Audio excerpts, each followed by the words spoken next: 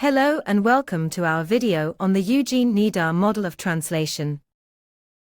Eugene Nida was an American linguist and translation theorist who played a significant role in the field of translation studies. He is well known for his dynamic equivalence theory, which emphasizes the importance of preserving the meaning and effect of the source text in the target text. In this video, we will explore the main features of the Nida model and how it has influenced the practice of translation today. Background information on Eugene Nida. Eugene Nida was born in 1914 in Oklahoma, USA. He obtained his PhD in linguistics from the University of Michigan in 1943. He worked as a linguist for the United Bible Societies for over 40 years, where he developed his theories on translation. Principles of the Nida model. The Nida model is based on the concept of dynamic equivalence, which involves reproducing the closest natural equivalent to the source text in the target language.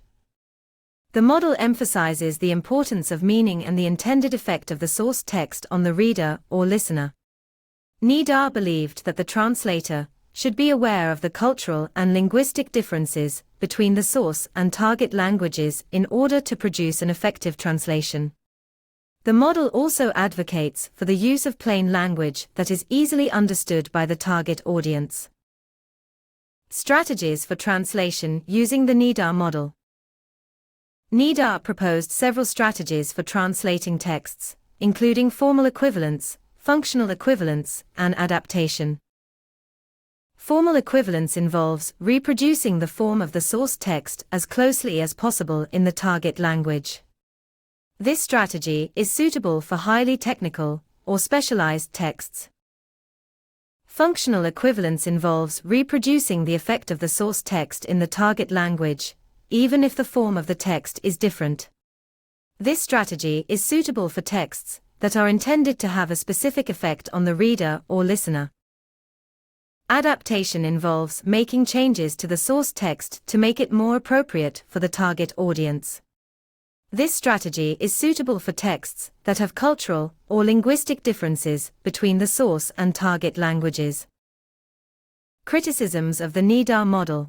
One criticism of the Nida model is that it places too much emphasis on the meaning of the source text and does not adequately consider the stylistic features of the text.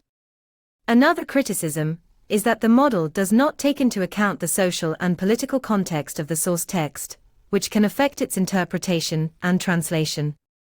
Some critics argue that the Nida model is too prescriptive and limits the creativity of the translator. Conclusion.